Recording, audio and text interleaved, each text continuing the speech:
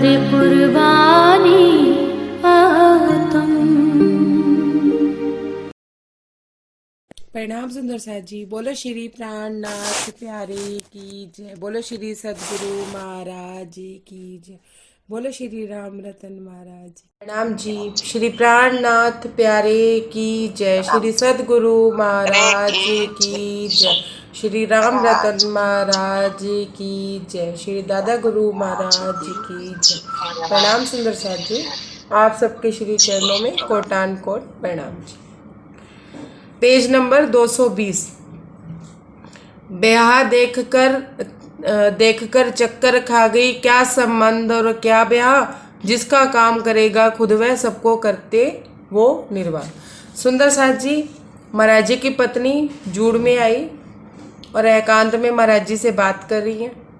महाराज जी को कह रही हैं कि आप मेरे लिए क्या लाए हो, मेरे लिए छोड़िए, चलो बच्चों के लिए आप क्या लाए हो। आपकी बेटी ब्याहने लायक हो गई है, अब शादी लायक, उसका रिश्ता भी तय हो गया है, उसकी शादी का काम कौन करेगा। तो महाराज जी कहते हैं पत्नी का धन क्या होता है, पति। तू क्या धन धन चिल्लाती फिर रही है, मेरे बिना, मेरे सिवा तो सब नकली हैं यहाँ पे। महाराज जी ऐसे कहते हैं कि ये शादीवादी ये जो रिश्ते नाते हैं ये सब नकली होते हैं, और जिसका काम है वो करेगा, क्यों धन के चक्कर में पड़ी हुई है। महाराज जी अपनी पत्नी से कहते हैं कि तुम भी मेरी तरह जाके सदगुरु का नाम लो, सदगुरु का जाप करो जैसे मैं करता हूँ। जिसका ब्याह होगा वो अपने आप देखेगा, जिसका कार्य होगा वही करेगा। महाराज जी क्या कहते हैं कि वो ब्याह को तो सिर पे ही आया हुआ देख रही थी, कि सिर पे ही खड़ी थी शादी। महाराज जी कहते हैं वो कह रहे हैं कि क्या संबंध क्या ब्याह, जिसका काम खुद करेगा। महाराज जी कहते हैं कि मेरी पत्नी को मेरी बात ही समझ में नहीं है, कि वो चक्कर खा गई। एक तो क्या चक्कर आ गया कि एक तो ये आए और इनके हाथ पल्ले भी कुछ नहीं आते, तो वो नकली पंडित कुछ ना कुछ करता। अब उसने भी हाथ खड़े कर दिए कि जिसका जब बाप आ गया तो मेरा क्या वो रोल रह गया बीच में, सब अपने आप करेंगे। महाराज जी कहते हैं कि वो चक्कर खा गई, उसे लगा अब ये संबंध कैसे जुड़ेगा और कैसे ब्याह होगा। महाराज जी कहते हैं मैंने इसको कहा जिसका काम है वो खुद ही करेगा, जिसने उनको धरती पे भेजा है ना वही काम करेंगे, मैं अपना ही नहीं कर पाता, मैं किस सबका कैसे करूँगा। सुंदर साथ जी महाराज जी अपने की बात ना देखिए, ये देखिए कि महाराज जी हर किसी को ही देते आ रहे थे। जिसने जो मांगा महाराज जी सबकी इच्छाएं पूरी करते आ रहे थे। तो क्या उनके घर वालों की इच्छाएं पूरी नहीं होनी थी? लेकिन एक परीक्षा भी तो होती है ना सुंदर साथ जी, होती है ना। अगर कुछ सुंदर साथ कैमरे ऑन कर लेंगे तो मुझे समझाने में भी आसानी होगी। और जो एक स्थिर होके बैठ जाइए प्लीज। कर परिणाम पत्नी उठ गई, समझ न पाई अपनी बात, जिस लालच वश आई गई थी वो चीज ना आई हाथ। महाराज जी कहते हैं कि मेरी पत्नी उठ गई वहां से और वो बात को समझ ना पाई, और जिस लालच से, मतलब वो धन के लालच में आई थी कि चलो शादी का कार्य हो जाएगा, उस लालच में आई थी, वो उनके हाथ में नहीं आई थी। पुकार एक फर्ज की, भरत सिंह पंडित पहुंचा, पहले बात करी पंडित से, माता जी कुछ भेद खुला।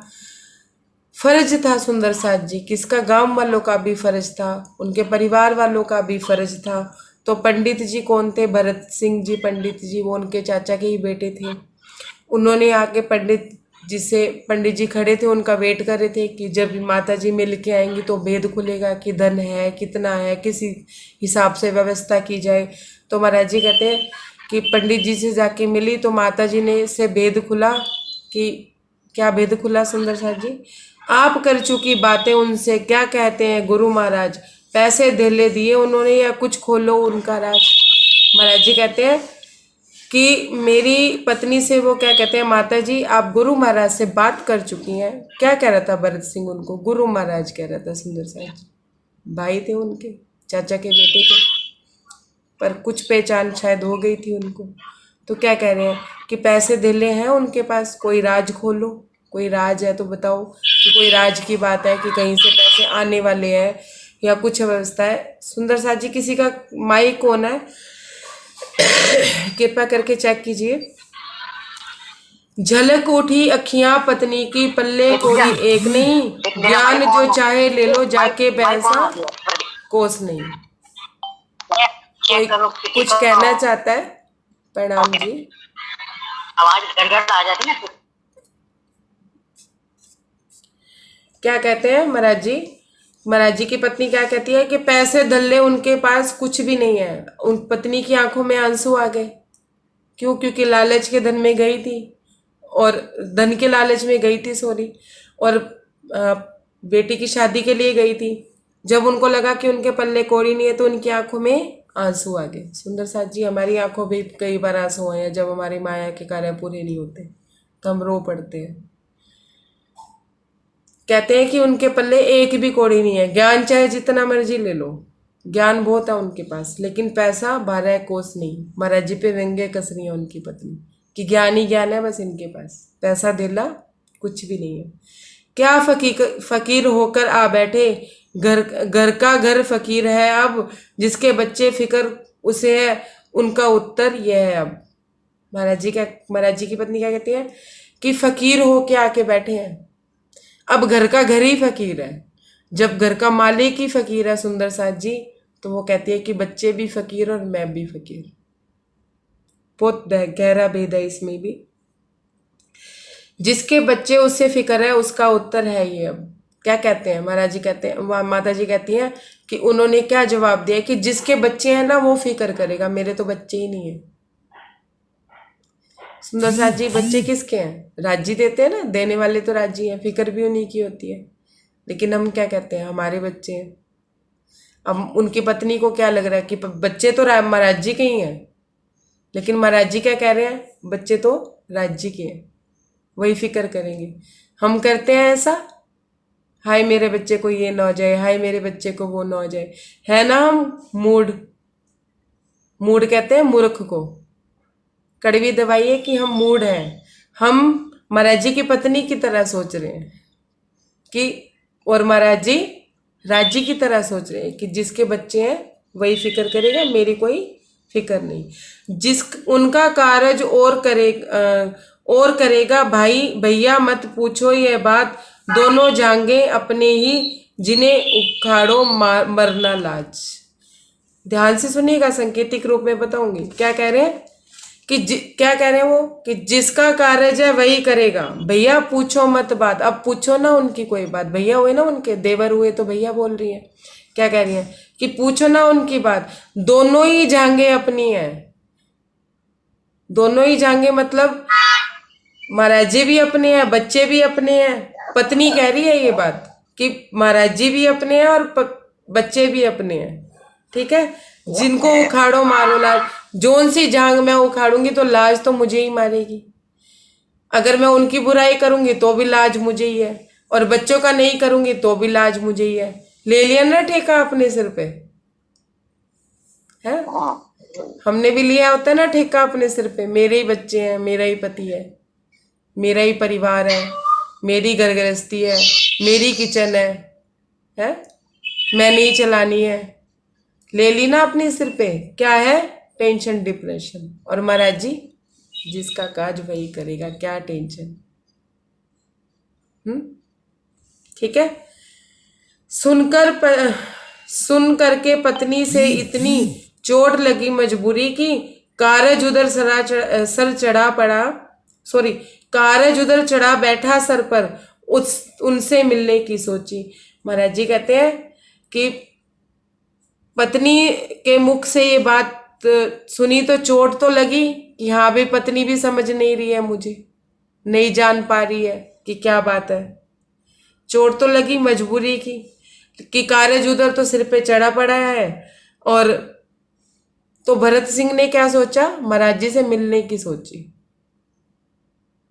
महाराज जी ने जब ये बात सुनी ना तो महाराज जी को भी चोट लगी, और चोट उनके भाई को भी लगी। महाराज जी उनके भाई का कहते हैं कि कारज सिर पे चढ़ा हुआ है। महाराज जी चिंता नहीं कर रहे हैं, लेकिन उनके भाई को टेंशन हो गई कि कारज सिर पे चढ़ा हुआ है और ये सोच ही नहीं रहे हैं। तो उन्होंने महाराज जी से मिलने की सोची। किसने? भरत सिंह जी ने। इकले में जिस समय मिलूं तब, लगा ताक के मौके के, अर्धरात्रि उपरांत वह हमसे आकर चर्चा को। महाराज जी कहते हैं कि वो ये मौका ताकने लगा कि कब मैं अकेले में मिलूं, कब मैं एकांत में हूं, क्योंकि सब लोग मेरे साथ ही बैठे रहा करते थे। वो ताकने लगा, आते जाते देखने लगा कि कब मैं अकेले में हूं और कब मैं उनसे बात करूं। अर्धरात्रि के उपरांत सुंदर साथ जी जब आधी रात्रि का समय हो गया तो मैं थोड़ा एकांत में हुआ, तो वो आके मुझसे चर्चा करने लगे, मुझसे बात करने लगे। क्या बात करने लगे? महाराज जी कैसे हो अब? सुनने लगे गौर से हम, लड़की शादी की बैठी है, कैसे बोलो हो कुछ तुम। महाराज जी को क्या कहते हैं? महाराज जी कैसे हैं आप? आपने अब कुछ सोचा है? सुनने लगे हैं गौर से, आप मेरी बात गौर से सुनिए। आप माता जी भी आई थी आपसे बात करने, शायद आपने गौर से नहीं सुनी, गौर से सुनिए। लड़की की शादी रखी हुई है, लड़की शादी के लिए बैठी हुई है, कुछ तो बोलिए, कुछ तो बात करिए कि कहाँ से आएगा धन पैसा संपत्ति। काम अपना आप करेंगे, बोले भाई ये ब्याह करो, जो होगा हर हालत उसके लिए ना देर करो। महाराज जी क्या कहते हैं उनको, भरत सिंह को, कि आप अपना काम करिए ना, क्यों टेंशन ले रहे हैं? जो भी काम है उसे करते जाइए, जैसे हालात होंगे उसके हिसाब से चलेंगे, कुछ ना कुछ तो होगा ना समय पे। क्यों देर कर रहे हो? तुम अपने काम में लगे रहिए। तो सुंदर साथ जी काम भी कैसे होने थे? पैसे से। बिना पैसे के कौन सा काम होता है? बिना पैसे के तो कोई काम नहीं होता। अब क्या करें? बोला वह तो चिट्ठी दे दें, बोले हम बिल्कुल दे दो, खर्चे को कैसे होवेगी, कहने लगे अरे पगलो। महाराज जी कहते हैं कि चलो उनसे बोले, वो बोले कि हम चिट्ठी दे दें, मतलब हम लिख के दे दें। तो हमने कहा बिल्कुल दे दो, क्या दिक्कत है, चिट्ठी देने में क्या है। खर्चे की कैसे होवेगी, कहने लगे अरे पगले। महाराज जी को कहने लगा अच्छा फिर खर्चे की कैसे होएगी? चिट्ठी तो मैं आपको उनको भेज दूं कि हाँ भाई हमने शादी कर दी, सब कुछ हो जाएगा, लेकिन पहले बताइए कि खर्चा कैसे चलेगा। तो महाराज जी कहने लगे अरे पगले बात सुनो, जिसका काम खुद करेगा खुद वो अन्य ना कोई कर सकता, दुनिया में अपने नहीं होता औरों का कर होगा। महाराज जी कहते हैं कि जिसका काम है वो खुद करेगा, मेरे से तो खुद का ही नहीं होता, मैं किसी का कैसे करूंगा। सुंदर साथ जी बात को समझिएगा कि जब हम अपना ही खुद नहीं कर सकते, हमारा भी राज्य ही कर रहे हैं, तो हम औरों का काम कैसे कर सकते हैं? कर सकते हैं? क्या कर सकते हैं? और हम क्या करते हैं कि हम अपना तो कर ही रहे हैं, दूसरों का भी चला रहे हैं, तीसरों का भी चला रहे हैं। ये अहंकार हम अपने हृदय में लेते हैं। सुंदर साथ जी यहाँ महाराज जी राजी होते हुए भी साधारण महात्मा की तरह बात कर रहे हैं। कहा उन्होंने एक बार भी अरे मैं राजी हूं, मैंने राजी के दर्शन किए हुए हैं, राजी स्वयं मेरे हृदय में, जो मैं कहूंगा वो हो जाएगा। कहीं अहंकार कोई बात, एक साधारण महात्मा की तरह अपने सदगुरु के चरणों पे, कदमों पे उन्होंने कदम धरे हुए हैं। अब क्या वो अपने सदगुरु के चरणों में पड़े हुए हैं सुंदर साथ जी, लेकिन सदगुरु को अपने हृदय में विराजमान करके अपने सदगुरु की जैसे रहनी वो चल रहे हैं। कैसी रहनी? जैसे दादा गुरु महाराज छिपे रहते थे, कोई नहीं जानता था सोनगिरी में कि वो राज जी हैं। उनकी पहचान महाराज जी ने ही करी। अब जिनकी नजरें होंगी वो पहचान लेंगे, जिनमें पात्रता होगी वो पहचान लेंगे। तो यहाँ महाराज जी क्या कहते हैं कि मैं खुद का नहीं कर सकता, मैं औरों का कैसे करूंगा भाई। और हम होते ना तो हम क्या करते, मेरे सदगुरु ने तो उसको जिंदा कर दिया था, हम मेरी बेटी की शादी नहीं करेंगे भला, ऐसे कैसे हो सकता है। सुंदर साथ जी लेते हैं ना हम अहंकार भाव। सुंदर साथ जी यहाँ बात बहुत गहरी है, थोड़ी सी सांकेतिक रूप में समझाती हूँ। उड़िए भले ही परम धाम तक, उड़ान भरिए चाहे योग माया, चाहे 14 लोक ब्रह्मांड तक, उड़िए चाहे परम धाम तक। किससे जुड़े रहिए? मिट्टी से। मिट्टी से जुड़े जुड़े जहां मर्जी उड़ेंगे, उड़ सकेंगे। लेकिन अगर मिट्टी से ही उखड़ जाएंगे, मिट्टी से ही पैर उखड़ जाएंगे, तो धड़ाम से आके गिरेंगे। बात समझ आ रही है? सांकेतिक रूप में बता रही हूं कि नम्रता से, विनम्रता से, अहंकार भाव को खत्म करके अपने आप को सबसे नीचे, मिट्टी क्या है? सबसे नीचे है ना, इससे नीचे तो कुछ नहीं है। अपने आप को मिट्टी जानिए और आत्मा की उड़ान चाहे जहां मर्जी ले जाइए। इस शरीर का अहंकार, इस मैं का अहंकार नहीं होना चाहिए कि हम ब्रह्म सृष्टि, हम ये वो, हम जीव सृष्टि को कुछ नहीं जानते। ऐसा नहीं सुंदर साथ जी। महाराज जी यहाँ खुद को छुपा रहे हैं, छुपा रहे हैं ना, साफ साफ ही छुपा रहे हैं कि मैं अपना नहीं कर सकता तो मैं किसी का क्या करूंगा, है? हाँ, दूसरे का क्या छुपा रहे हैं। नहीं तो क्या कहते हैं, मेरे सदगुरु, सदगुरु महाराज पे सारी बात सोच रहे हैं। ये नहीं कह रहे कि मैं कर दूंगा, मेरे से हो जाएगा, मैं राजी हूं, नहीं, कुछ भी नहीं। पेज नंबर 221 की परिणाम अपने पग लेकर अपने घर वापिस आया, उसे मारे घर कुनबे को संदेशा यह पहुंचाया। चिट्ठी दो शादी की फौरन आप करेंगे गुरु महाराज। नकली पंडित से बोला, यह चिट्ठी दो शादी की आ। चिट्ठी भेजने का मतलब ये था सुंदर साथ जी कि लड़के वालों को न्योता देना, जो पहली चिट्ठी जाती है। तो क्या कहते हैं, जब महाराज जी से उन्होंने पूछा कि तो चिट्ठी दे दें, तो महाराज जी ने कहा हाँ बिल्कुल दे दो, क्यों चिंता करते हो। फिर खर्चे की बात कही तो उन्होंने कहा जिसका काम है वो खुद करेगा, क्यों चिंता कर रहे हो। ठीक है, महाराज जी कहते हैं कि उसने प्रणाम करी और अपने घर वापस लौटा और अपने घर मतलब मारे घर कुनबे को, मतलब घर में आके उसने बात करी और संदेशा पहुंचाया कि क्या, कि चिट्ठी दो शादी की फौरन, की शादी की जो चिट्ठी है, शादी का जो न्योता है वो लड़के वालों के घर कृपया करके आप भिजवा दीजिए। नकली पंडित बोले, नकली पंडित से बोला, महाराज जी अपने चाचा जी को नकली पंडित कहते थे। क्या कहते हैं कि नकली पंडित से बोला कि जाओ शादी की चिट्ठी आप ही दे आओ। कौन बोले, भरत सिंह जी आके एकत्रित हो 4 आदमी शादी की चिट्ठी दे दी, रहे आप मुर्दा शादी के नकली पंडित को कह दी। ध्यान से समझिएगा क्या कह रहे हैं। 4 व्यक्ति चले गए, नकली पंडित जी भी गए साथ में, चिट्ठी दे आए शादी की।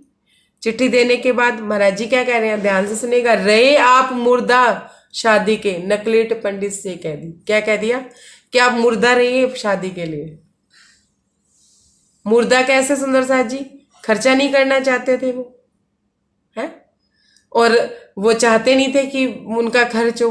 तो महाराज जी क्या कहते, महाराज जी ने उनसे क्या कह दी, मतलब संदेशा क्या भिजवा दिया कि आप मुर्दा ही रहना, ये समझना कि आप मर गए, आप हो ही नहीं जो आप शादी में खर्चा करोगे। मतलब आपने खर्च नहीं करना है, खर्चा ना करने की हिदायत उनको दे दी, नकली पंडित जी को कह दी। हर हिसाब शादी का रखो, दिया जाएगा पैसा सब। महाराज जी क्या कहते हैं कि अगर आप, नकली पंडित जी से संदेशा भिजवाया उन्होंने कि अगर आप शादी में खर्च भी करो ना, थोड़ा बहुत जो आपको खर्च करना पड़े, जो भी खर्चा होएगा शादी में, उसका आप हिसाब रखिएगा, आपको एक एक पैसा आपका लौटाया जाएगा। महाराज जी ये संदेश नकली पंडित जी को, मतलब अपने चाचा जी को देते हैं। उनसे बात सब होली है, स्वयं करेंगे गुरु महाराज, दुनिया से अपने नहीं होते, यह सदगुरु के अल्फाज। वो क्या कहते हैं कि हमने उनसे बात कर ली है, किनसे, भरत सिंह जी कह रहे हैं किनको, नकली पंडित जी को, कि हमने महाराज जी से बात कर ली है कि गुरु महाराज, उनके जो सदगुरु महाराज है वो स्वयं करेंगे। और उन्होंने क्या कहा, दुनिया से अपने नहीं होते, ये है सदगुरु के अल्फाज कि दुनिया में कोई अपना नहीं होता, करने वाले हमेशा सदगुरु महाराज ही होते हैं, राज्य ही होते हैं, कोई भी अपना नहीं होता है। राज्य ही उनके हृदय में बैठ के वो कार्य करवाते हैं जो उन्हें कार्य करवाना होता है। कोई अपना है ये मत सोचिए, राज्य करवा रहे हैं ये सोचिए। तन से ना चिपकिए, अंदर की शक्ति से चिपकिए। सुंदर साजी धरा जो ही दिन समझ आया, बाकी रहे 8 दिन, अब घर वालों के पैसा लाओ कार्य ये होगा। महाराज जी कहते हैं कि जैसे वो चिट्ठी दे आए तो दिन तय हो गए, कितने, 8 दिन बाकी रह गए थे शादी में सुंदर साथ जी। तो घर वालों ने क्या बोला कि लाओ पैसा, अब कार्य होगा। महाराज जी से कहते हैं कि लाओ पैसा, आपने चिट्ठी तो दिलवा दी, 8 दिन बाकी रह गए, अब लाओ पैसा। पैसे का जवाब पैसा है, बातें पेट न भर सकती, मालिक तो फकीर है भाई, अपनी समझ में नहीं आती। कौन कह रहे हैं? चच्चा जान। चच्चा जान कहते हैं, क्या कहते हैं? घर वाले बोले कि लाओ पैसा अब कार्य करेंगे, तो महाराज जी फिर कुछ कहते, उससे पहले ही चच्चा जान क्या बोल रहे हैं? भाई पैसे का काम तो पैसे से ही होगा, बातों से पेट नहीं भरेगा, बातें कह देने से क्या होगा। महाराज जी से कह रहे हैं कि घर का मालिक तो फकीर है भाई, हमारी तो समझ में नहीं आता कि शादी कैसे करेगा। ध्यान से सुनेगा। उस पे है सिर्फ लंगोटी एक, रकम कहाँ से दे देगा? वह हमसे ली नहीं जाएगी, यह निकाल कर दे देगा। महाराज जी कहते हैं कि नकली पंडित जी क्या कह रहे हैं कि सिर्फ एक लंगोटी है इस पे, ये क्या देगा? रकम कहाँ से देगा? इतनी बड़ी रकम देगा कहाँ से? हमसे तो ली नहीं जाएगी, अपने आप ही निकाल के दे देगा भैया, कहाँ से, जहाँ से भी देगा। घर कुनबे की बातों से अब से हम खड़े हुए हैं अलबत्ता, पर भैया रुपया पहले दो, यूं अपने से नहीं बस का। महाराज कौन कह रहे हैं? चाचा जी कि कुनबे के नाते तो हम खड़े हो गए कि हाँ भाई हम तुम्हारे बाद हम बड़े हैं, तो हम खड़े हो गए, लेकिन हमारे पास पैसा वैसा नहीं है, पैसा आप ही दोगे, मेरे बस का नहीं है पैसा खर्च करना। कौन कह रहे हैं? चच्चा जान। ठीक है। 15 दिन शादी के रह गए, वे कहते हैं पैसे दो। फिर पहुंचा वे पास हमारे, महाराज जी कैसे हो? 15 दिन रह गए शादी को, वे कहते हैं पैसे दो। फिर महाराज जी के पास पहुंचे, क्या कह रहे हैं कि 15 दिन रह गए हैं शादी में, अभी 8 दिन बोले थे, फिर पता नहीं, मतलब 8 दिन बाकी और रह गए होंगे। कह रहे हैं कि 15 दिन रह गए हैं शादी में, अब पैसे दो। इंतजाम जितना हो पल्ले दे दो, ताकि काम आवे, जो सामान जरूरत का है वह बाजार से आ जावे। महाराज जी को क्या कहते हैं? चलिए अभी बहुत ज्यादा पैसे नहीं होंगे आपके पास, जितने भी आपके पल्ले में आप उतने दे दीजिए, मैं काम तो शुरू करूं, थोड़ा बहुत राशन वाशन मंगवाना शुरू करूं, जितने हैं उतने दे दीजिए, बाकी बाद में जब आएंगे तब देख लेंगे। उसे प्रतीक्षा मैं बैठे रहे मौन सुन करके, उत्तर वापस नहीं दिया, उन्हें प्रतीक्षा थी उत्तर की, कहकर वो चुप हुआ। महाराज जी कहते हैं चुप हुआ। मैं मौन बैठा रहा, मैंने कोई उत्तर नहीं दिया, और उसे प्रतीक्षा थी मेरे उत्तर की, वो प्रतीक्षा कर रहा था कि मैं उत्तर दूंगा, और वो ये कह के चुप हो गया कि जितने पैसे हैं आपके पास उतने दे दीजिए, उतने से हम काम चलाते हैं। जैसे कहीं चले गए हो इस प्रकार लगे उसे, वह भी बैठा देखता रहा जब मेरे नेत्र खुले। महाराज जी कहते हैं मैं मौन रहा, मैंने आंखें बंद कर ली, उसको ऐसा लगा कि हम यहाँ पे बैठे ही नहीं, हम कहीं और चले गए हैं, मतलब चितवन में कहीं और चले गए हैं, उसे इस प्रकार लगा, तो वो वहीं बैठा रहा, मेरा इंतजार करता रहा कि कब मेरी आंखें खुली। मतलब महाराज जी की आंखों के खुलने का वो इंतजार करता रहा। विजय बहन 222 नंबर पेज पढ़ना, मैं थोड़ा पेज नंबर 222। खुली आंख तो भरत सिंह फिर पुनः आकृष्ट हुआ, जैसे ही उत्तर देंगे कुछ अतः दोबारा प्रश्न किया। महाराज जी कहते हैं जैसे ही मैंने आंखें खोली, वो दोबारा से मेरे पास आया। कौन? भरत सिंह जी, वो भी साथ में थे, इंतजार कर रहे थे महाराज जी की नेत्र खुलने का। तो उन्होंने कहा कि कुछ उत्तर देंगे, पर महाराज जी ने कोई उत्तर नहीं दिया, तो उन्होंने दोबारा प्रश्न किया। खुलने पर भी आंख न खोले तो फिर उसने दोहराया, महाराज जी ये क्या उलझन है जो न कुछ भी फरमाया।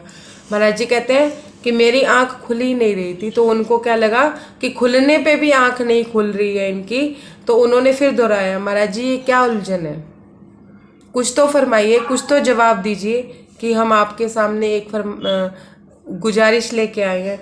बोले हम पुनः भरत सिंह, हम ही जिसके हैं वह जाने, हम तो पैसा छूते नहीं, कृपया हमसे मत मांगे।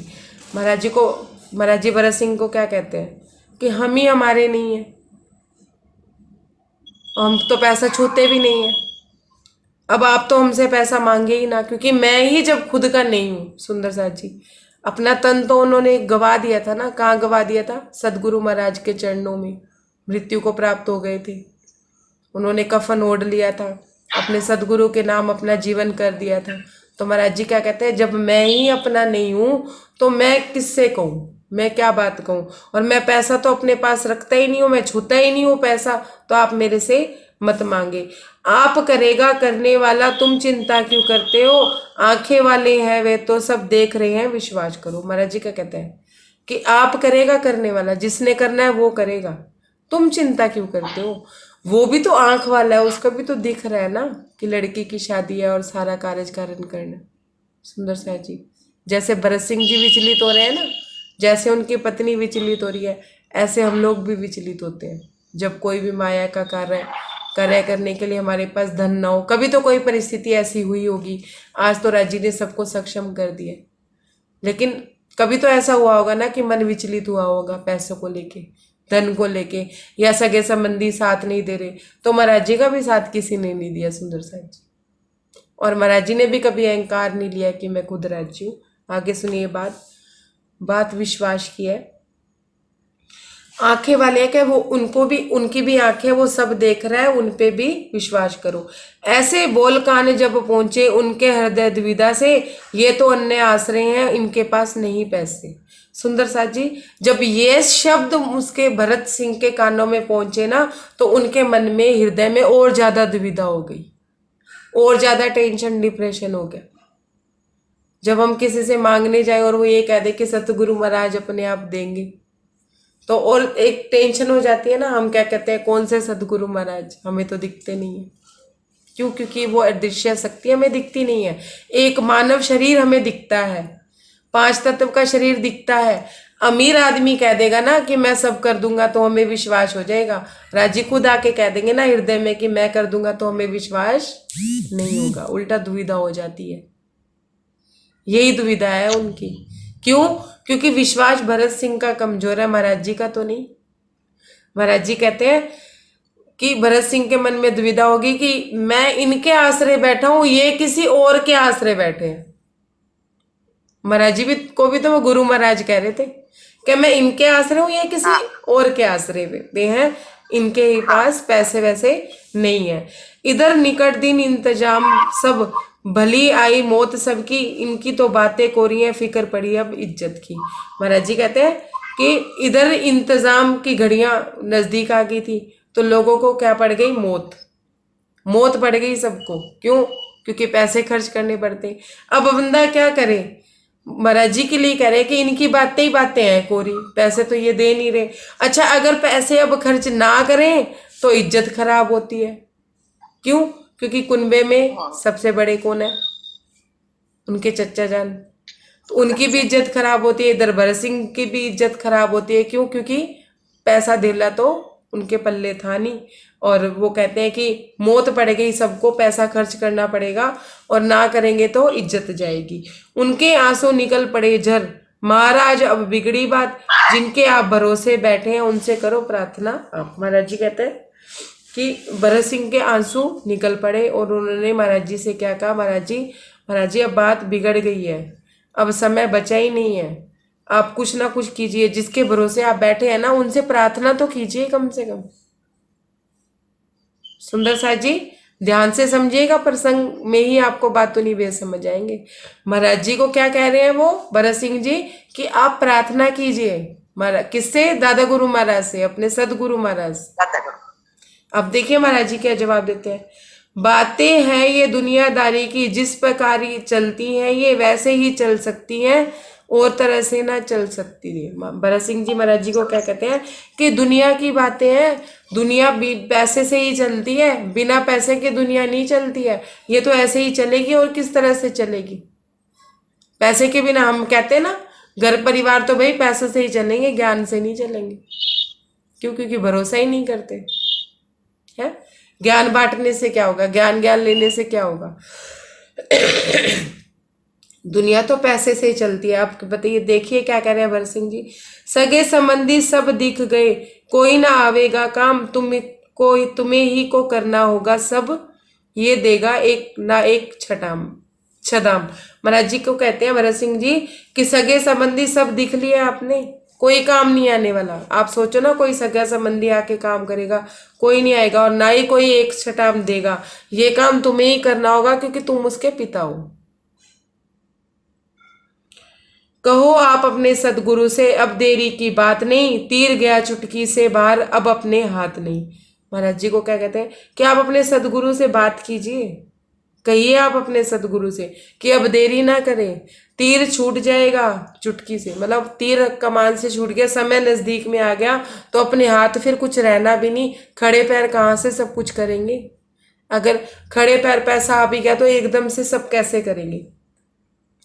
रोकर पैरों में गिरा हमारे श्री सतगुरु से आप, बात बिगड़ेगी कि दर ये तुलकर बिगड़ चुके हालात। महाराज जी कहते हैं कि मेरे पैरों में गिर गया वो रोकर गिर पड़ा। क्या आप अपने सतगुरु से कहिए, आप अपने सतगुरु से गुहार कीजिए, बात बिगड़ जाएगी क्योंकि दिन ब दिन बीतते जा रहे हैं और हालात भी बिगड़ते जा रहे हैं क्योंकि दिन नजदीक आते जा रहे हैं और काम एक भी नहीं हुआ है शादी का। सुंदर साहब जी, कौन भाई क्या भाईचारा, कोई नहीं सब बस तुम ही हो, अपना काम आप करना है, देख लिए सारे कुनबे को। महाराज जी को क्या कहते हैं भरत सिंह जी, कौन भाई, कौन सा भाईचारा, कोई भाई नहीं है यहाँ और कोई भाईचारा नहीं है, सब तुमने देख ही लिया है कि वो तो आगे भी आने को तैयार नहीं है। क्या कहा था पर कल महाराज जी ने कि बिल्ली का मुंह कौन पकड़े, जो बिल्ली का मुंह पकड़ने जाएगा झपट्टे में आ जाएगा, कि जो बात करेगा इंतजाम करने की उसे खर्चा करना पड़ेगा है। कोई आने को तैयार ही नहीं, कोई बात ही नहीं करता इस बारे में है। भरत सिंह जी की आंखों में आंसू आ गए कि आपको ही करना पड़ेगा। अब आप जब बोला इस तरह भरत सिंह, आंखों में आंसू लाया, भरत सिंह तू क्या कहता है, तैने भेद नहीं पाया। महाराज जी कह रहे भरत सिंह को जब वो आंखों में आंसू ले आया। महाराज जी क्यों कह रहे हैं भरत सिंह को, क्योंकि भरत सिंह जी उनको क्या समझ रहे थे, गुरु महाराज, कोई पहचान तो वो महाराज जी की कर ही चुके थे। अब महाराज जी क्या कहते हैं, भरत सिंह तू क्या कहता है, तूने भेद पाया ही नहीं, तूने गुरु तो मान लिया लेकिन तूने भेद नहीं पाया अभी भी। सुंदर साथ जी, हमने सदगुरु तो मान लिया लेकिन सदगुरुओं में भेद नहीं पाया। सदगुरुओं को गुरु ही मान लिया, गुरुओं को ही सदगुरु मान लिया लेकिन भेद नहीं पाया। Page number 223। प्रणाम जी। Page number 223। जिनकी आंख खुली हुई है सब कुछ देख रहे हैं, जो जिनकी बंद कभी नहीं होती कहलवाता तो उन्हीं को। महाराज जी कहते हैं भरत सिंह कि तुमने भेद पाया ही नहीं, तुमने गुरु तो मान लिया लेकिन तुमने भेद नहीं पाया। क्या भेद नहीं पाया, जिनकी आंखें खुली हुई है और जो देख रहा है सब कुछ है। कौन है जागृत, परमधाम में जागृत कौन है, कौन है, राज्जी महाराज। राज्जी महाराज। सोई हुई कौन है, रूह है। राज्जी तो नहीं सोए हुए, राज्जी तो एक एक के चेहरे पे देख रही है, सब पे नजरें हैं उनकी है, तो महाराज जी पे नहीं होंगी है, भरत सिंह पे नहीं होंगी, हमारे पे नहीं होंगी। महाराज जी क्या कह रहे हैं, जिसकी आंखें खुली हुई है देख रहा है, जो जिनकी कभी बंदी नहीं होती भी, जिन्होंने कभी आप झपकी ही नहीं, तो उनसे कहलवा रहा है मुझे कि मैं उन्हें जाके कहूँ, क्या कहूँ सुनिए, तेरा मतलब है उनसे गर्ज बताऊं अपनी, मेरे पे ये संकट है अब रुपया दे दो सतगुरु जी। क्या कहूँ जाके, क्या कहूँ कि मेरा आपसे मतलब है, मेरी आपसे गरज है, मैं मतलब के लिए आपके पास आया हूँ कि आप मुझे पैसा दे दो है, मेरी गरज है, मेरा स्वार्थ है आपसे। हम जाते हैं अपने स्वार्थ पूरे करने महाराज जी के पास, राज्य के पास, और महाराज जी स्वयं राज्य होते हुए भी नहीं जा रहे हैं, नहीं कह रहे हैं। हृदय में विराजमान है राज्य, हृदय में विराजमान है सतगुरु, अपने अंदर जाकर प्रार्थना नहीं कर रहे हैं। चितवन क्या है, अपने अंदर जाना, अपने अंदर जाके ये नहीं कह रहे हैं कि आप मेरे को मेरी बेटी की शादी है आप कर दीजिए, ये आप वो कर दीजिए, आप कृपा कर दीजिए। और हम क्या करते हैं सुंदर साथ जी, हम स्वार्थ से किसी व्यक्ति से जुड़े हो ना, और स्वार्थ सिद्ध के लिए तो अपने मन में एक हीन भावना सी आ जाती है कि हम इसे अपना स्वार्थ सिद्ध करने के बाद इसे छोड़ने वाले हैं। होता है ना, कितनी गिनता वाली बात लगती है जब हमें पता होता है कि हम किसी स्वार्थ से जुड़े हैं, बस हमें इससे ज़्यादा कोई मतलब नहीं है, इससे मेरा कोई स्वार्थ नहीं है, इससे बस मेरे को अपना एक स्वार्थ पूरा करना है, उसके बाद मैंने इसको पूछना ही नहीं है। तो राज्य से स्वार्थ पूरा करेंगे अब महाराज जी कभी स्वार्थी होंगे? तो महाराज जी कहते हैं अब तू क्या कहता है कि मैं उनको अपनी गर्ज बताऊं? है क्या कहते हैं? अब सुनिए, आप ध्यान से सुनिए क्या कह रहे हैं। कभी नहीं निकलेगा मुंह से मेरा नहीं कहीं संबंध। क्या कह रहे हैं? मेरे मुंह से कभी नहीं निकलेगा कि मेरी बेटी और उसकी शादी करवा दीजिए। मेरा मेरी बेटी से ही संबंध नहीं है, बात ही खत्म। कि मेरा किसी से कोई संबंध नहीं है जो मैं जाके उनसे प्रार्थना करूं कि इसका ये कर दो, उसका वो कर दो। और हमारे कितने संबंध है। राज्य मेरी बेटी को कहो कि वो अपना पैसा सेवा में लगाए, राज्य मेरी करुणा ठीक हो जाए। है राज्य मेरी बेटी मेरा बेटा पढ़ जाए, मेरा बेटा बिजनेस करे। अरे क्यों करे? कौन बेटी कौन बेटा? महाराज जी कह रहे हैं मेरा संबंध ही नहीं है। बात ही खत्म कर दी उन्होंने कि मेरा कोई संबंध ही नहीं है। बात नहीं है काम उन्हीं का, वही करेंगे आप प्रबंध। महाराज जी कहते हैं मेरी बात ही नहीं है, मुझे बीच में लो ही मत। जिसने जन्म दिया है वो अपने आप करेगा। जिसने मुझे सेवा दी है उसको नहीं तो महाराज जी कहते हैं मैं थोड़ा टाइम बाद आ जाता। अगर उन्होंने मेरे को प्रेजेंट नहीं करना था। विजय मैम आप थोड़ा म्यूट कर लीजिए, आपके यहाँ से बर्तनों की आवाज आ रही है। प्रणाम जी। महाराज जी क्या कह रहे हैं कि जिसने पैदा किया वो करेगा ना। मेरे को तो सेवा दी है कि मुझे शादी में प्रेजेंट रहना है? मुझे थोड़ी ना करना है। अगर मुझे प्रेजेंट मेरे से ये सेवा नहीं लेनी होती तो मैं और 2 साल बाद आ जाता। मैं तो उनकी मर्जी से विचरण कर रहा था। ध्यान से समझते जाइएगा कि मेरी कोई बात नहीं है, मेरा उनसे कोई संबंध नहीं है। जिसका है वही करेगा, उसी की बात वही जाने, मुझे नहीं पता। अब क्या कह रहे भरत सिंह को, क्या तू मेरी करी कराई मेरी करवाने आया है मेट, जो अब तक नहीं मांग न पाया, मांगे आज क्या वह बेट। महाराज जी कह रहे हैं भरत सिंह जी से कि तू मेरा कराया मलिया मेट करने आया है?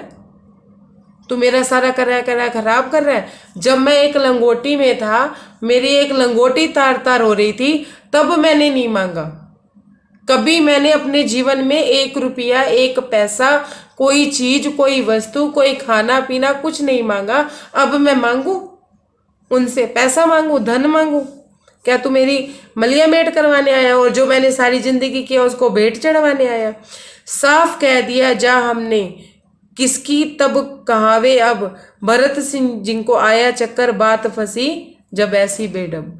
महाराज जी कहते हैं मैंने साफ कह दिया भरत सिंह जी से, मेरे से तो उम्मीद ही ना रखो कि मैं अपने सदगुरु महाराज से पैसा मांगूंगा, धन मांगूंगा।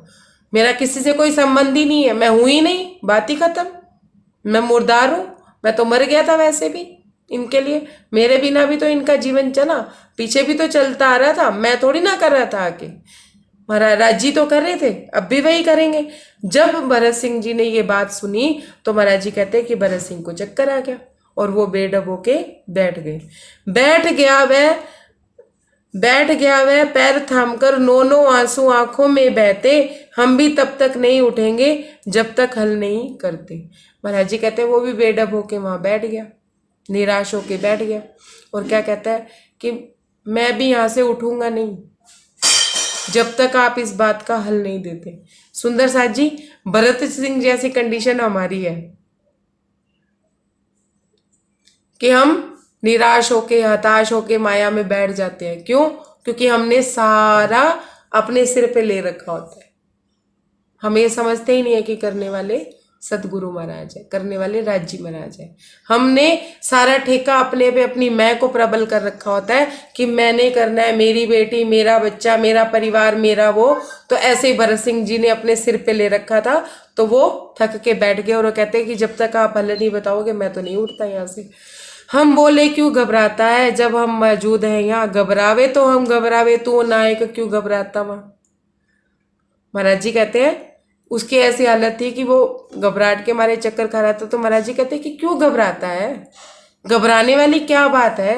क्यों घबराता है? जब मैं बैठा हूं यहाँ पे, लड़की का पिता बैठा है यहाँ पे, घबराऊं तो मैं घबराऊं ना, क्योंकि मेरी इज्जत जाएगी ना कि बाप हूं मैं, तू तो भाई है। पहले बाप की इज्जत जाएगी या पहले भाई की इज्जत जाएगी? तू लड़की का भाई चलो है। बाप की इज्जत जाएगी। है घबराऊं तो मैं घबराऊं, तू क्यों घबरा रहा है? तू आराम से बैठ ना, कि बेवजह ही घबरा रहा है।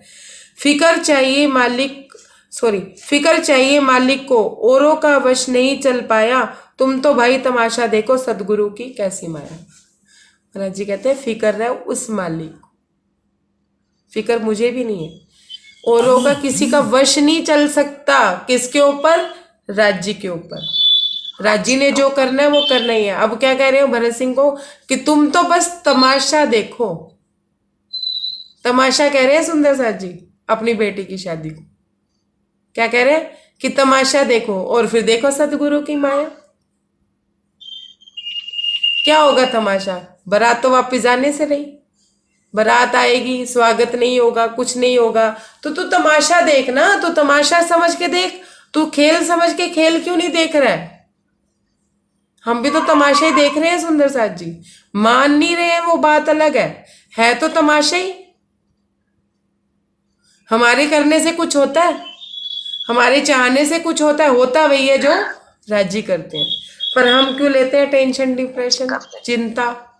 महाराज जी कहते हैं तू फिक्र क्यों करता है? तू तमाशा देख, अब देख, फिर देख तू सदगुरु की माया कैसे कार्य करती है। ध्यान से समझिएगा आगे। तुम तो सुनता और समझता कैसे, क्योंकि उसकी आत्म को चढ़ी जा रही थी सर्दी सी, उसको पुनः कहा हमको, उसने पुनः कहा हमको।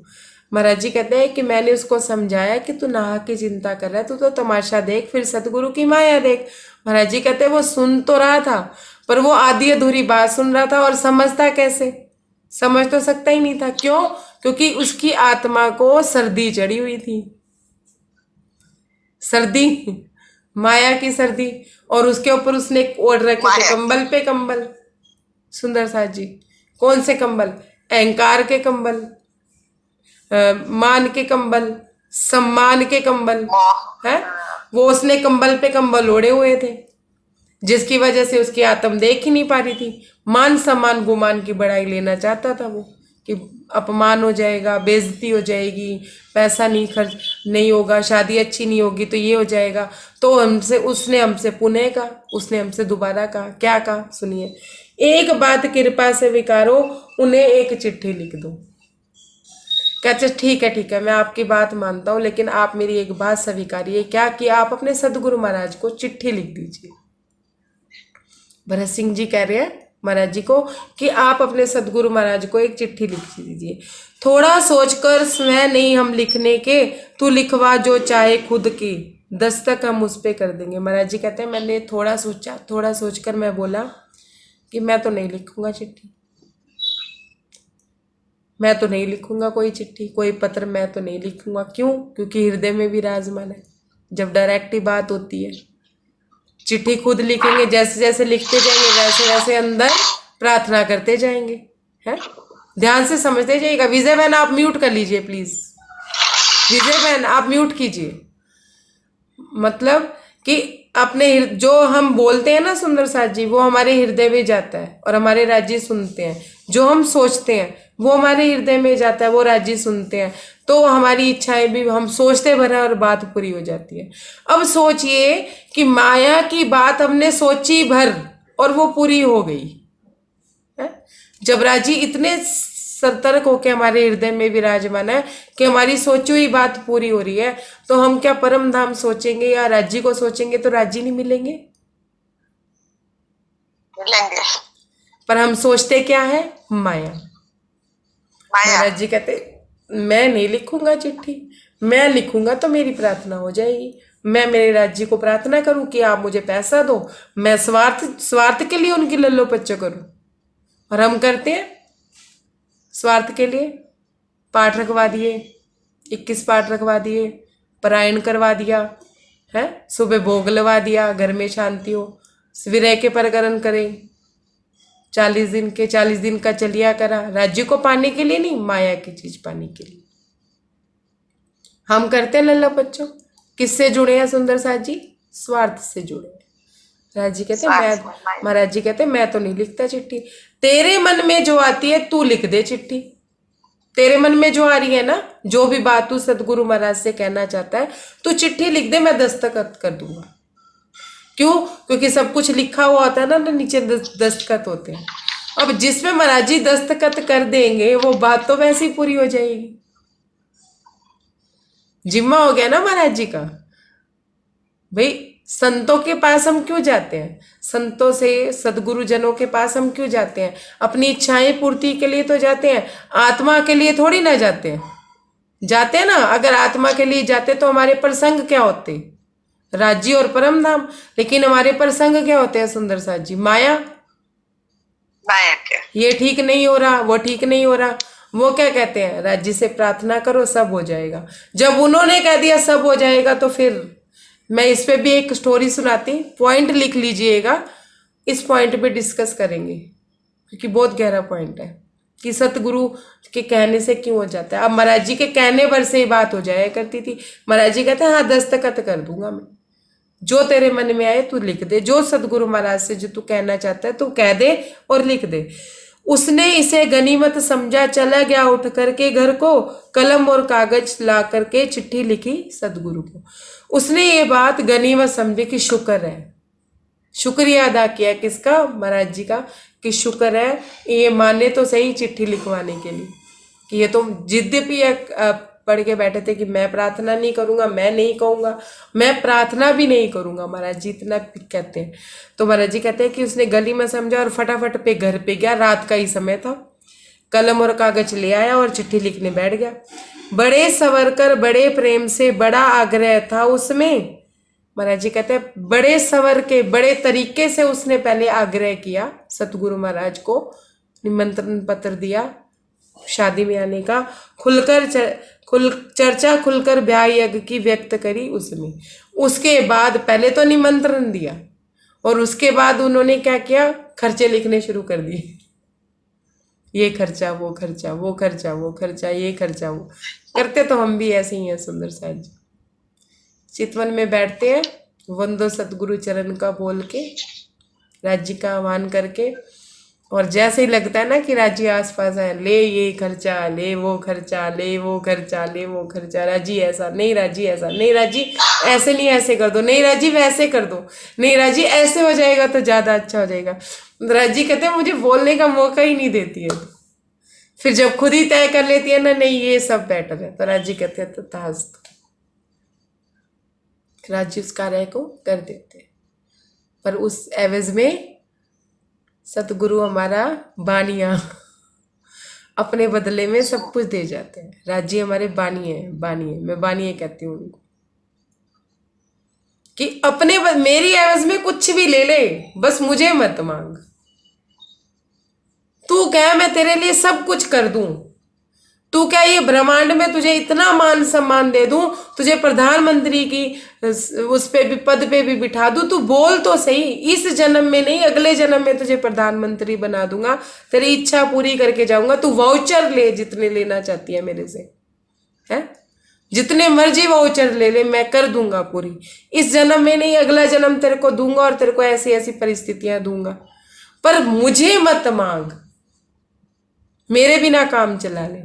और हम मूढ़ मूर्ख अज्ञानी, हम उनके बिना ही काम चलाते हैं, लेकिन रिश्तेदारों के बिना काम नहीं चलता हमारा। सुंदर साथ जी, हम मूढ़ हैं।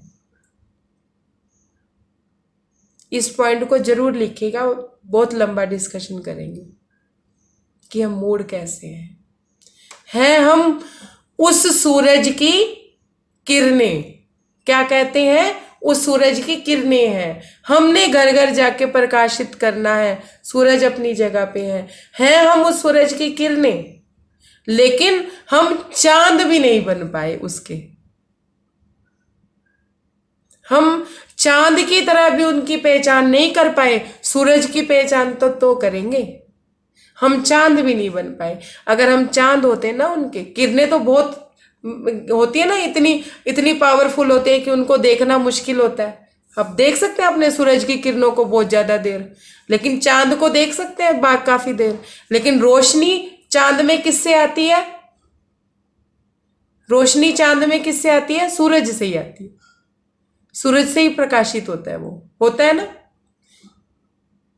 सुंदर सा जी जवाब दीजिएगा। चांद हाँ जी, सूरज होता से है। ही प्रकाशित होता है ना, तो हम वो चांद तो छोड़िए, सूरज से ही होती है। सूरज से ही होती है। चांद तो छोड़िए, हम चांदनियां भी नहीं बन पाए। चांद का स्वभाव है कि अपनी चांदनी को नहीं छोड़ता है वो, अंधेरी घनी रात में भी वो प्रकाशित कर देता है रात को। वो उतनी भर चांदनी भी हम नहीं बन पाए। हम क्या कहते हैं वाणी में कि हम राज्य हमारे सूरज हैं और हम उनकी किरणें। चौपाइयां आपने सबने पढ़ी हुई हैं। यहाँ ये बात महाराज जी कह रहे हैं कि पहले क्या दिया, न्योता। हम भरत सिंह से कम है? उससे कहीं ज्यादा ही है। वो महाराज जी के सामने बैठ के ऐसी बात कर रहा है, वो नहीं पहचान पा रहा है। महाराज जी कहते हैं खुल के चर्चा करी उसने ब्याह यज्ञ की, खुल के, ये खर्चा वो खर्चा, दुनिया भर के खर्चे उसमें गिनवा दिए सुंदर साथ जी उन्होंने। प्रणाम जी, अगला पेज। प्रणाम जी, पेज नंबर 224। आमंत्रित किया ब्याह पर साथ सहित जियावे, और तारीख बता दो तांगा तब स्टेशन भिजवावे। महाराज जी कहते हैं कि भरत सिंह जी ने इतने प्रेम सहित सबको पहले आमंत्रित किया, फिर उसके बाद उन्होंने बीच में शादी के जो भी खर्च था, जो भी था, वो सब लिखा। उसके बाद अंतिम में भी महाराज जी क्या कह रहे हैं कि हम आपको आमंत्रित कर रहे हैं, किसके सहित? साथ सहित। सुंदर साथ जी कि आप साथ सहित आइएगा और आप हमें तारीख बता दीजिएगा कि हम तांगा वहां भिजवा दें। अब सब अपनी बुद्धि की रूह से बड़े सवार करके लिखा और रात्रि में पहुंचा ले गए, मेरे आगे आ रखा। महाराज जी कहते हैं कि भरत सिंह जी ने अपनी बुद्धि, अपनी रूह की बुद्धि से, मतलब अपनी उनकी रूह में जितना भी प्रेम प्यार था, उन्होंने बड़े सज सवर के शब्द उन्होंने लिखे। और महाराज जी कहते हैं कि रात्रि के समय वो मेरे पास आके, रात्रि का ही समय था, और महाराज जी के आगे लाके रख दी। मांगी कलम दस्तक के लिए, मैंने सो झट पकड़ा दी, अपना नाम डालकर नीचे फिर वापस उसको दे दी। महाराज जी कहते हैं कि मैंने कलम मांगी दस्तक के लिए, तो भरत सिंह जी ने झट पकड़ा दी। महाराज जी कहते हैं कि उनको लगा कि हाँ ऐसा ना हो कि ये दस्तक ना करें, तो उन्होंने झट से वो कलम पकड़ा दी और मैंने भी अपना नाम डाल के उनको कलम वापस दे दी। बोला चिट्ठी रख आसन पर, एक बाल्टी पानी ला, हो तालीम हुक्म की फौरन, जल फौरन वो ले आया। महाराज जी कहते हैं मैंने उसको बोला कि चिट्ठी आसन पे रख दे और जा एक बाल्टी लिया पानी की। महाराज जी कहते हैं उसने मेरे हुक्म का पालन बहुत जल्दी किया और वो जल्दी से एक बाल्टी पानी लेकर आ गया। सुंदर साथ जी अपने सम्मुख रख करके भरत सिंह से हम बोले, चिट्ठी को अब डाल डाक में श्री सतगुरु को पहुंचा देवे। महाराज जी कहते हैं कि अपने सन्मुख उस पानी की बाल्टी को रख के हम भरत सिंह जी से बोले, भाई चिट्ठी तो तुमने लिख दी, अब जरा इस डाक को डाल भी दो, तो डाक में डालोगे तभी तो चिट्ठी जाएगी, कैसे चली जाएगी। महाराज जी कहते हैं कि सदगुरु पे पहुंचाने के लिए डाक में तो डाल, किसको डाक बताता हूं मैं, चारों ओर लखा उसने, अरे डाक पत्र है कहा पूरन उसने हमसे।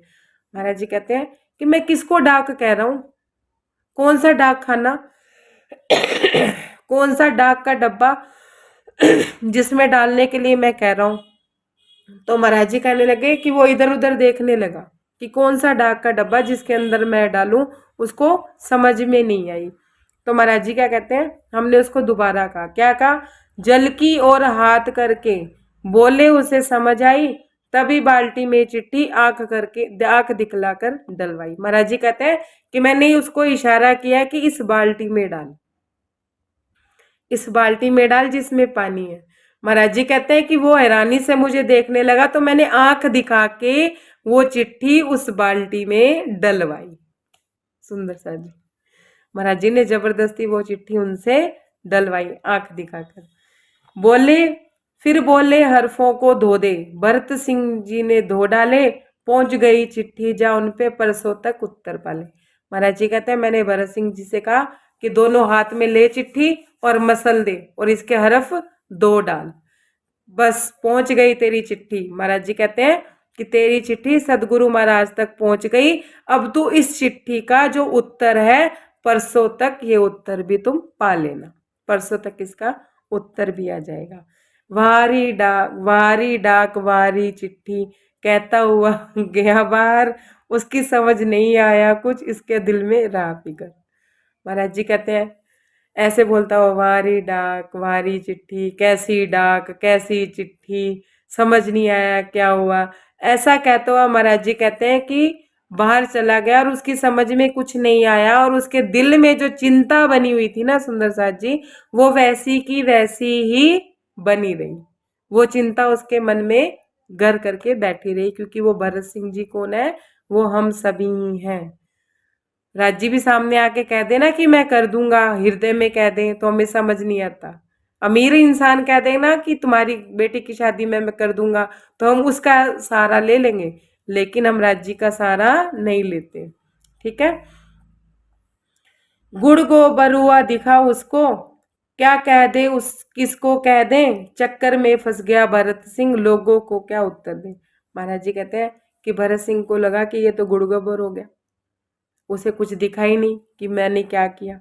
और क्या कहते हैं कि क्या, भरत सिंह जी कहते हैं मैं क्या कह दूं, बाहर जाके लोगों से क्या कह दूं कि मैंने किसको चिट्ठी दी, किसको चिट्ठी भेजी, कहाँ चिट्ठी पहुंची, क्या हुआ, कौन सी डाक कौन सी चिट्ठी। मैं कहूंगा लोग मेरी भी खुशकी लेंगे और इनकी भी खुशकी लेंगे, क्या पता नहीं क्या हुआ क्या नहीं, मैं लोगों को उत्तर क्या दूं। घर कह देवे इस चिट्ठी को, यों लिखी और यों भेजी, अपनी तो उड़ रही है बस खुशकी उसकी भी उड़ती। महाराज जी कहते हैं कि भरत सिंह जी सोचते हैं कि क्या कहूँ, कैसी चिट्ठी, कैसे हमने लिखी, कैसे हमने डाक में डाली, फिर हमने उसके हर्फ धो दिए और ऐसे हो गई, वो उड़ के भी नहीं गई, पता नहीं कैसे चली गई।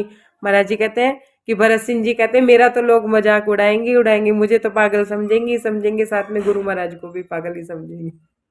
है क्या मेरी तो खिल्ली उड़ेगी उड़ेगी, साथ में इनकी भी उड़ेगी, इन्हें भी नहीं, ये भी नहीं बख्शे जाएंगे, दोनों का मजाक बनेगा। इससे अच्छा कुछ ना बोलो, चुप रहो। अपने मुंह पर शिकन न दिखी, जाने किसके घर पर ब्याह, लोग मरे जाते चिंता में, मालिक बैठा बेपरवाह। महाराज जी कहते हैं कि मेरे मुंह पे शिकन तक नहीं थी, एक चिंता की एक लकीर तक नहीं थी, जिसके घर पे ब्याह रखा हुआ था। सुंदर साथ जी, यही परिस्थिति हमारी होती है ना, लोगों को लगता है कि हम इधर से चिंता में है, इधर से चिंता में है, उधर से टेंशन है, उधर से डिप्रेशन है, और हम पे राज्य की इतनी मेहर होती है कि हमें कुछ पता ही नहीं चलता। हमें तो यूं लग रहा होता है जैसे सब कुछ बढ़िया चल रहा है, सब कुछ मस्त चल रहा है। देखने वालों को चिंता होती है, हाय इसकी बेटी की शादियां कैसे होंगी, या ये कैसे करेगी, मर मर के जीवन बिता रही है। तो महाराज जी कहते हैं कि मर मर के घड़ियां बिता रही थी वो मर मर के घड़ियां बिता रहे थे, लोग चिंता से मरे जा रहे थे, और मालिक जो था, जो लड़की का पिता था, वो बेपरवाह बैठा था। मर मर के जी जी कर रही, वे ले देकर परसों आई, डैक ना जाने कैसी है ये लीला अद्भुत दिखलाई। महाराज जी कहते हैं भरत सिंह तो अंदर ही अंदर मरे जा रहे थे, लोग भी चिंता से मरे जा रहे थे, सब तरफ ऐसा माहौल था, शादी का माहौल ना होके ऐसे चिंतापूर्वक माहौल था, पता नहीं क्या हो गया था क्या नहीं हो गया था। और भरत सिंह जी तो मर मर के घड़ियां जी रहे थे, क्या मैं तो फंस गया फालतू की बातों में, कोई लेना देना नहीं, कोई वो नहीं थी, मुझे तो बिल्ली ने झपट्टा मार ही लिया, मुंह बंद करने गया था बिल्ली का। क्या मर मर के जी रहा था, घड़ियां वो मर मर के बिता रहा था कि पता नहीं परसों जवाब आएगा या नहीं आएगा, मतलब संशय, मन में चिंता, मन में डिप्रेशन, ले दे के परसों भी आ गई। सुंदर साथ जी, समय कहाँ रुकता है, डाक न जाने कैसी है ये, कैसी लीला अद्भुत पाई। महाराज जी कहते हैं कि भरत सिंह को लगा ये कैसी डाक है और कैसी अद्भुत लीला महाराज जी ने भी, सदगुरु महाराज ने उनको दिखलाई कि परसों की दोपहर में एक डाकिया चिट्ठी लेके आया और 16 रुपए का मनी ऑर्डर भी लेके आया। सुंदर प्रणाम जी, प्रणाम जी। Page number 225। मर मर के जी के कैसे भी करके परसों का दिन आ गया। सुंदर साथ जी, वो परसों का वेट कर रहा था भरत सिंह जी। अब सुनिए परसों की बात। परसों आया जिस दिन, दोपहरी को एक डाकिया सरकारी चिट्ठी लाया, महाराज जी कहाँ मिलेंगे, हम तक उसको भिजवाया। सुंदर साथ जी। डाकिया दोपहरी के टाइम, दोपहर के समय, तपती दोपहर में आया और पूछने लगा हमारा पता कि महाराज जी कहाँ मिलेंगे। हम तक उसने भिजवा ली थी वो चिट्ठी। एक चिट्ठी और एक मनी आर्डर, 16 रुपये उसमें हाथ हमारे पकड़ाया उसने अदब से वे हमसे। महाराज जी कहते हैं कि एक चिट्ठी और 16 रुपये। सुंदर साथ जी, उस समय में 16 रुपये 16 लाख के बराबर हुआ करते थे। है एक चिट्ठी और 16 रुपये उन्होंने मेरे को पकड़ाए, बड़े अदब से, बड़े मतलब प्रेम भाव से उन्होंने हमें पकड़ाए। भरत सिंह को बुलवाया हमने, चिट्ठी उसको पकड़ा दी, ले भाई अपनी चिट्ठी। उसने जब पढ़कर देखी। महाराज जी कहते हैं मैंने चिट्ठी खोली नहीं। सुंदर साहब जी कैमरे ऑन कर लीजिए प्लीज़। मैं भी 15 मिनट ही और हूँ, फिर मैं भी यही पेज करेंगे हो सकता है। महाराज जी कहते हैं कि मैंने वो चिट्ठी खोली ही नहीं, मैंने भरत सिंह जी को वो चिट्ठी पकड़ा दी। वो मनी आर्डर मैंने खोला ही नहीं, मैंने मनी आर्डर भी उनको पकड़ा दिया और मैंने उनसे कहा ये ले भाई तेरी चिट्ठी का जवाब आया, जो तूने पानी में घोल दी थी ना चिट्ठी, जो डाक पहुंच गई थी सदगुरु महाराज पे, उस चिट्ठी का जवाब आया है। और जब भरत सिंह जी को चिट्ठी दी तो चिट्ठी किसने खोली? भरत सिंह जी ने चिट्ठी खोली और उन्होंने ही पढ़ी। अब से सुनिए, लीला समझ आई सतगुरु की, निष्कलंक के हाथों की, था जवाब उनकी चिट्ठी का, उसमें थी बातें लिखी। महाराज जी कहते हैं भरत सिंह जी ने वो चिट्ठी पढ़ी। चिट्ठी में क्या था? सतगुरु जी के यहाँ से चिट्ठी आई थी, जिन सतगुरु महाराज को उन्होंने चिट्ठी लिखी थी, उनकी चिट्ठी आई थी। चिट्ठी का जवाब उन्होंने भेजा था, जो चिट्ठी उन तक पहुंची थी उसका जवाब उनके पास आया था। कर परिणाम सब साथी जन को, लिखा था ये चिट्ठी पाई, प्राप्त हुई वे सभी सूचना जो चिट्ठी में लिखा। सुंदर सा जी, चिट्ठी में क्या लिखा हुआ था कि जो आपने हमें चिट्ठी भेजी थी वो चिट्ठी हमें मिल गई, जो आपने हमें सूचना भेजी थी वो सूचना भी हमें मिल गई, उसका जवाब उस चिट्ठी में आया था। महाराज जी ने वहाँ पे सबको पहले प्रणाम करके, सदगुरु महाराज ने सबको प्रणाम करके यह लिखा कि आपने जो सूचना दी थी वो हमें मिल गई। क्षमा मुझे करना, शादी में हम शरीक नहीं हो सकते, सेठ लक्ष्मी चंद भेजे हैं परसों तक आले घर पे। महाराज जी क्या कहते हैं, क्या लिखा उन्होंने सदगुरु महाराज ने कि आप हमें क्षमा कीजिए कि हम नहीं आ सकते। किन्होंने भेजी थी? दादा गुरु महाराज ने। चिट्ठी पहुंच गई थी सुंदर साथ जी। दादा गुरु महाराज ने चिट्ठी में क्या लिख के भेजा कि हम शादी में नहीं आ सकते, हम आपसे क्षमा मांगते हैं कि हम शादी में शरीक नहीं हो सकते, लेकिन आपके घर में ना सेठ लक्ष्मी चंद परसों आ जाएंगे, परसों तक वो पहुंच जाएंगे आपके पास। जो भी अब देखिए आगे पढ़ते हैं। निसंकोच आप शादी का खर्च उन्हें बतला देना, पत्र बंद है इन शब्दों में, मेरी सब परिणाम लेना। महाराज जी कहते हैं कि सदगुरु महाराज ने लिखा था निसंकोच लक्ष्मी चंद जी को आप शादी का सारा खर्च बता दीजिएगा, वो सारा खर्च अपने आप कर लेंगे, आप कोई चिंता ना करिएगा। कि पत्र बंद था इन शब्दों में, मेरी सब परिणाम लेना। महाराज जी कहते हैं कि इन्हीं शब्दों के साथ पत्र जो बंद पत्र था उसके ऊपर भी लिखा हुआ था कि मेरी सब परिणाम लेना। फिर रुपये हाथ में देकर 16 कला है ये, इन्हें रुपये ना समझना, गुरुजन शादी में आई। महाराज जी कहते हैं कि फिर वो जो 16 रुपये का जो वो था, क्या कहते हैं, 16 रुपये के जो उन्होंने मनी ऑर्डर था वो उनके हाथ में दे दिया, भरत सिंह के हाथ में। कही ये 16 रुपये हैं, इससे तुम अपना काम शुरू करो, तुम इसे 16 रुपये ना समझना। 16 कला मतलब सतगुरु महाराज की 16 कलाएं। कौन है 16 कला? 16 कला संपूर्ण कौन है सुंदर जी? सुंदर साथ जी बताएगा। पूर्ण रूप से जो पूर्ण से पूर्ण होते हो। 16 कला संपूर्ण कौन सा स्वरूप है? हमारे राज्य का कौन सा स्वरूप है 16 कला संपूर्ण?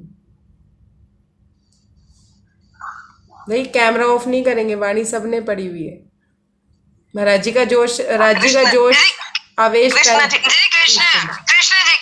जी को कहते हैं ना, कृष्ण जी 16 कला संपूर्ण है श्री कृष्ण जी।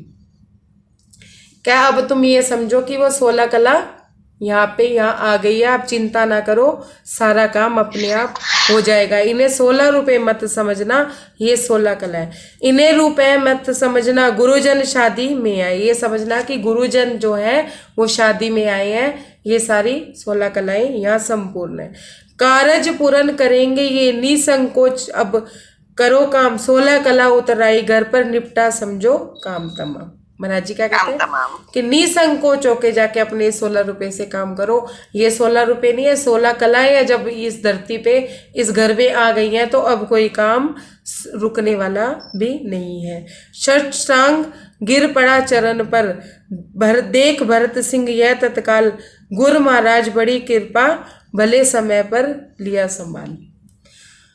दंडवत प्रणाम करी, किसने? भरत सिंह ने। साष्टांग प्रणाम करी भरत सिंह ने महाराज जी के चरणों में, कि आपने सही समय पे सारा काम संभाल लिया।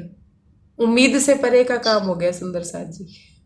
होता हमारे साथ भी यही है, जितनी चिंता, जितनी टेंशन, जितना डिप्रेशन हम लेते हैं ना, वो काम इतनी आसानी से और इतनी सरलता से और इतनी संपूर्णता से संपूर्ण होता है कि हमें पता भी नहीं चलता है।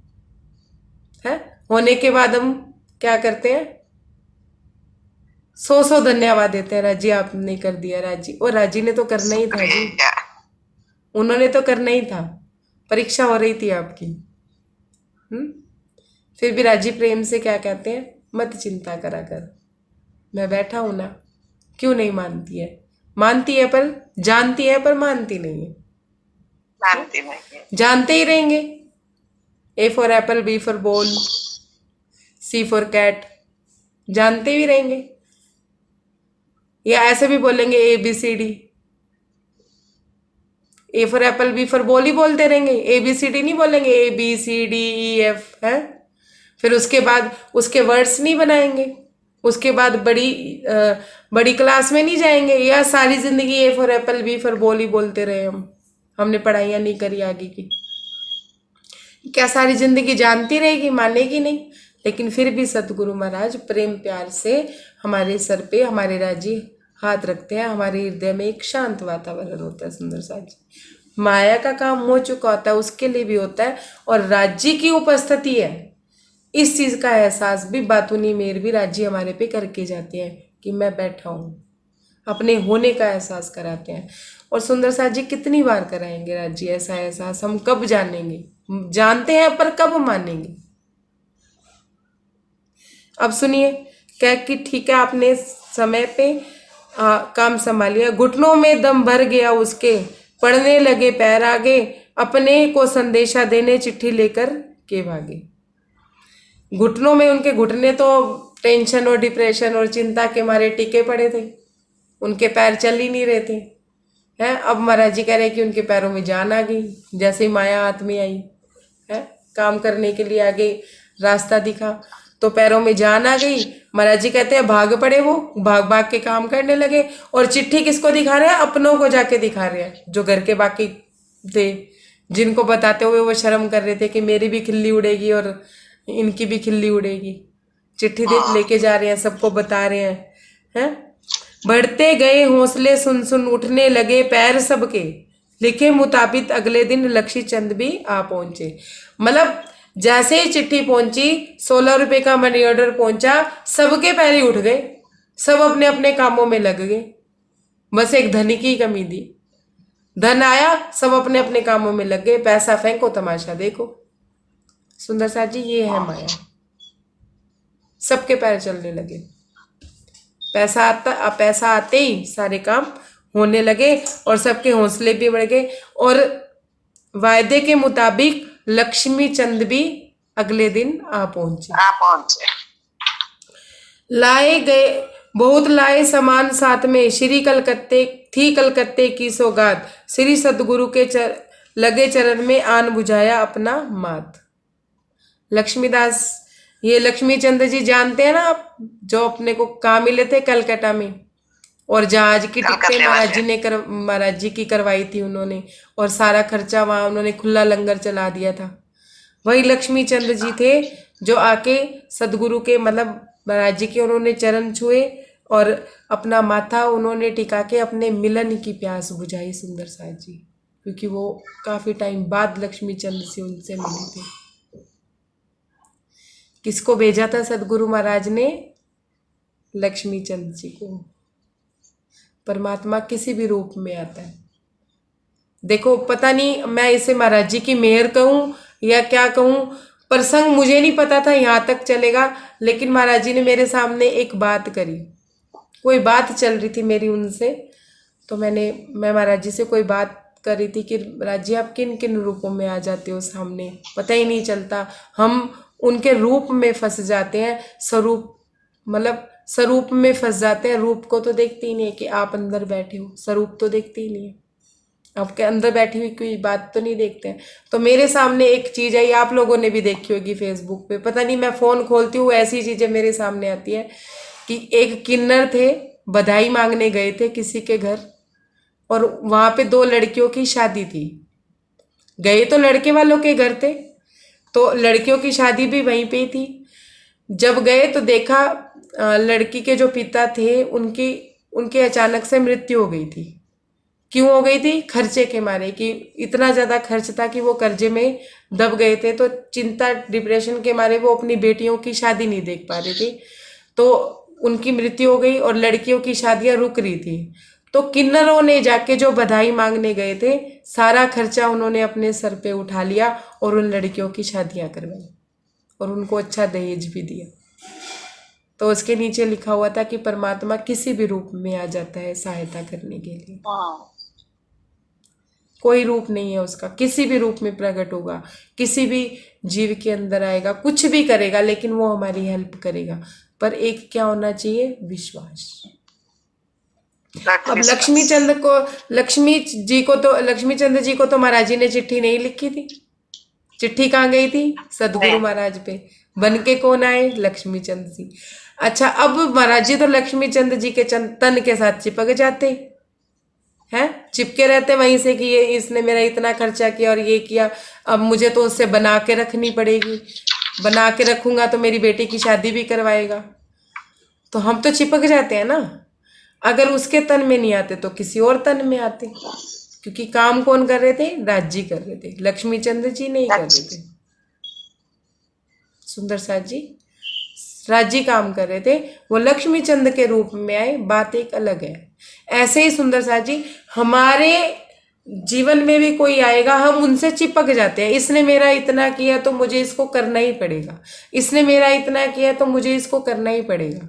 उसके चक्कर में हम अपने जीवन का बहुत हिस्सा उनके पास गिरवी रख देते हैं। जो चीज हमने उनके पास गिरवी रख दी वो राज जी को कैसे समर्पित करेंगे? समझिए आप, समर्पित क्या होती है? जो अपनी चीज हो, हमने गिरवी रखी है अपनी गाड़ी, उस पे हमने ले रखा है लोन, हम राज जी को जाके कहें ये गाड़ी पूरी की पूरी तरह से आप ही की है, मैं खाली बम्पर नहीं दे रहा, पूरी गाड़ी दे रहा हूं, सच में यकीन मानिए आप ही की है, तो वो गाड़ी राज जी को समर्पित होगी? हमने अपनी गाड़ियां तो आधी आधी किस्तों में बांट रखी है कि इसने मेरा इतना किया, मुझे तो इतना करना ही पड़ेगा। सुंदर साथ जी, ये पड़ेगा शब्द बड़ा भारी है। रिश्तेदार की शादी है, जाना ही पड़ेगा। रिश्तेदार की मृत्यु है, जाना ही पड़ेगा, भले ही राज जी का कार्य छोड़ के जाना पड़े। करते हैं ना हम ऐसा? मंदिर आश्रम बाद में जाएंगे, इधर घर में शादी है। अपना नियम तोड़ते हैं सुंदर साथ जी, अपने नियमों को हम तोड़ते हैं। तो महाराज जी क्या कहते हैं कि उन्होंने अपनी मिलन की प्यास बुझाई। किन्होंने? लक्ष्मी चंद जी ने आके अपनी प्यास बुझाई और अपना माथा उन्होंने अपने महाराज जी के चरणों में उन्होंने नवाज दिया। सुंदर साथ जी 226 नंबर पेज पढ़े या कल पढ़े, जैसे आप हुक्म करें। प्रणाम जी। इतना ही स्वीकारिएगा सुंदर साथ जी, कोई त्रुटि हो तो क्षमा कीजिएगा। किसी पर्सनल किसी पे कोई कमेंट नहीं था, जो महाराज जी की बीतक में महाराज जी ने समझाया वो मैंने आप लोगों के सामने रखा। फिर भी कोई त्रुटि हो तो क्षमा कीजिएगा। प्रणाम जी। प्रणाम सुंदर साथ जी। प्रणाम जी।